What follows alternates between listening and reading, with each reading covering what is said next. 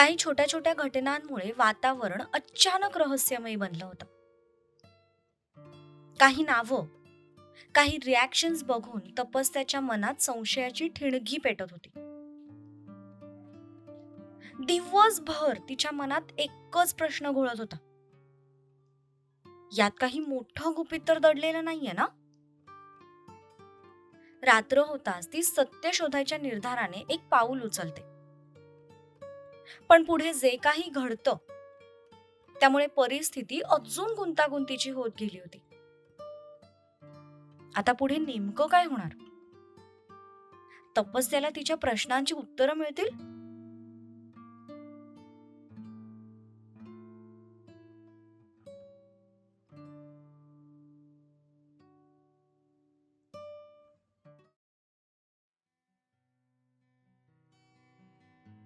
सकाळी नाश्ता करून आज्ञा आणि शौर्य बाहेर फिरायला निघून गेले. शौर्य सोबतचे क्षण ती भरभरून जगत होती. तिला आता बाकी काही नको होतं. तिला जे हवं होतं ते आता फायनली तिच्या सोबत होतं.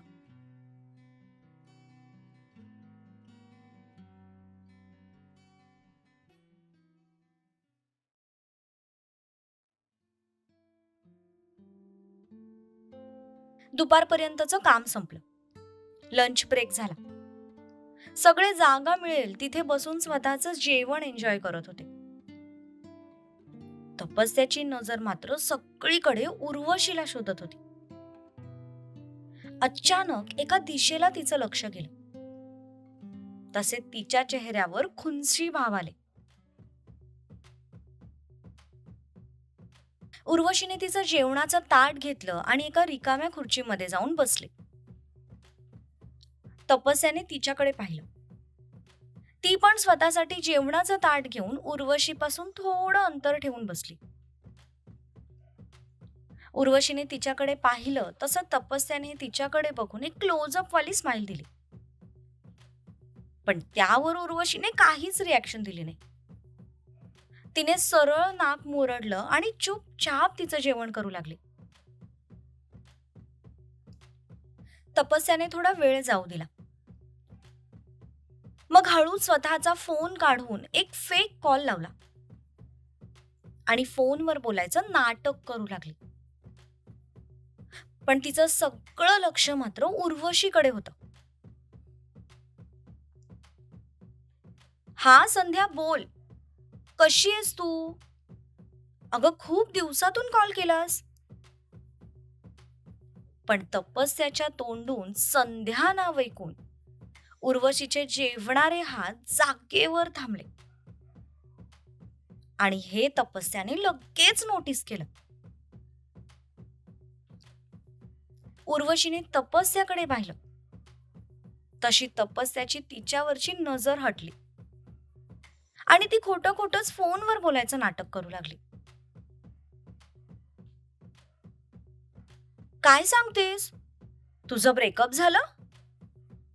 खरं सांगू का, मला तो करण चेहऱ्यावरूनच हरामी दिसत होता. पण तिच्या तोंडून करण नाव ऐकून यावेळी उर्वशीच्या चेहऱ्यावरचे एक्सप्रेशन्स मात्र पुन्हा बदलले. तिने तपस्याकडे पाहिलं की लगेच तपस्या तिची नजर दुसरीकडे फिरवायची आणि खोटं खोटं फोनवर बोलायचं नाटक करायची. उर्वशीने कसे बसे ते 4-5 घास पोटात ढकलले आणि तिचं ताट घेऊन तिथून उठूनच गेली. ती जाताच तपस्याने कानाला लावलेला फोन खाली घेतला. संध्या आणि करण नाव ऐकून हिच्या थोबड्याचा नक्षाच बदलला होता. म्हणजे नक्कीच कुठेतरी पाणी मुरतंय. पण नक्की काय आहे हिची हिस्ट्री?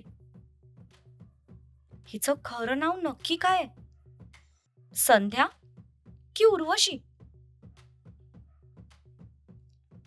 तो पूर्ण दिवस तसाच निघून गेला.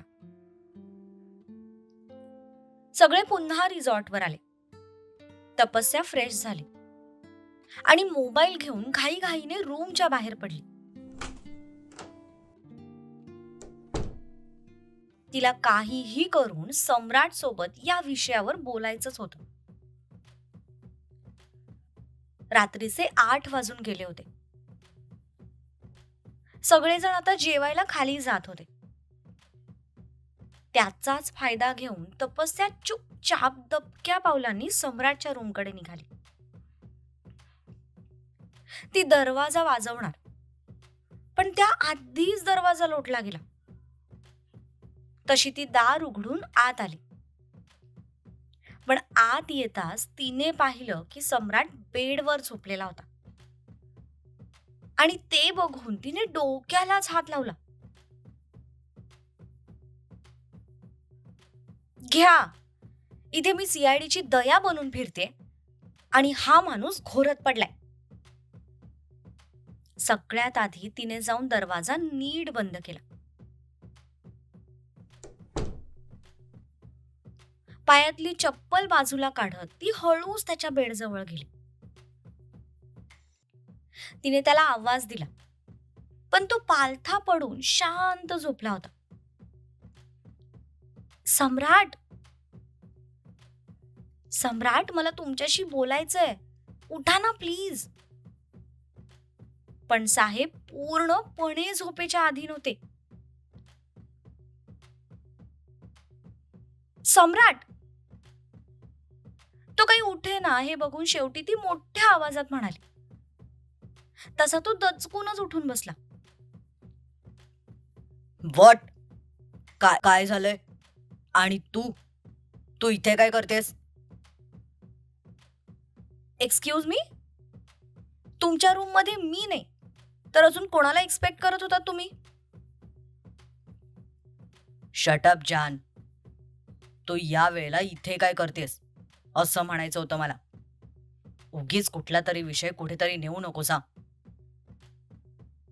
आल्यावर थोडा आराम करायच्या हेतूने तो बेडवर पडला होता आणि तशीच त्याला झोप लागून गेली होती.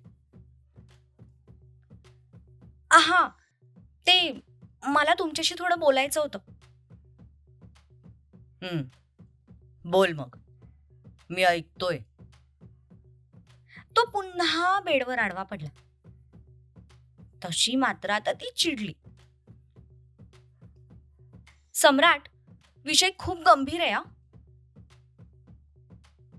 हे बघ, विषय कितीही गंभीर असे ना, तो सोडवायला मी खंबीर आहे. तू फक्त बोलत राहा. मी तुम्हाला सकाळी एक काम सांगितलं होतं, ते झालं की नाही? मी तुझा एम्प्लॉई नाहीये, तू माझी एम्प्लॉई आहेस. मी का तुझी कामं करू? सम्राट, मस्करी पुऱ्या. मी तुम्हाला सकाळी त्या करणचा नंबर दिला होता. तुम्ही केलात का त्याला फोन? काही कळालं का त्या उर्वशी बद्दल? काय आहे तिचं खरं नाव? संध्या की उर्वशी? सम्राट, तुमच्याशी बोलतेय मी. काय आहे यार, झोपू पण देत नाही शांत. आधी माझ्या प्रश्नांची उत्तरं द्या आणि नंतर काय झोपायचे ते झोपा. कसले प्रश्न? काय करू मी तुमचं? हे बघा, सकाळी मी तुम्हाला त्या करणचा जो नंबर दिला होता ना, त्याची माहिती काढली का तुम्ही? त्याच्याकडून उर्वशीची काही माहिती मिळाली का तुम्हाला? या सगळ्यांची उत्तरं हवी आहेत मला. अच्छा, ते होय. हा, तेच ते. सांगा ना, मिळाली का तुम्हाला तिची माहिती? पण तिच्या चेहऱ्यावरचे ते एक्सप्रेशन्स बघून आता त्याच्या डोक्यात काहीतरी क्लिक झालं. तसे त्याच्याही चेहऱ्यावरचे एक्सप्रेशन्स बदलले आणि तो स्वतःशीच गालात हसला. सांगा ना सम्राट, मिळाली का तुम्हाला तिची माहिती? हो, मग काय, मिळाली ना. अहो, मग वाट कसली बघताय? सांगा ना मला. सांगतो सांगतो, पण त्यासाठी तुला माझ्यासाठी काहीतरी करावं लागेल. काय करावं लागेल? खूप दिवस झाले आपण एकमेकांपासून दूर आहोत. मग मी असा विचार करत होतो की अजिबात नाही हा. आता उगीच सिच्युएशनचा फायदा घ्यायला बघू नका. वा, म्हणजे तू 10 किसच्या बदल्यात मला बोलवून घेतलंस. तो सिच्युएशनचा फायदा नव्हता. आणि आता मी जे करतोय तो लगेच सिच्युएशनचा फायदा झाला. कसली पलटू मास्टर आहेस ग तू. म्हणजे स्वतः करशील ते सगळं योग्य आणि मी जे करेन ते सगळं चुकीचं.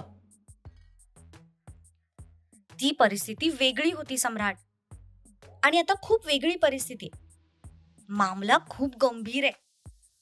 तुम्ही सांगा ना मला तिच्याबद्दल सगळं.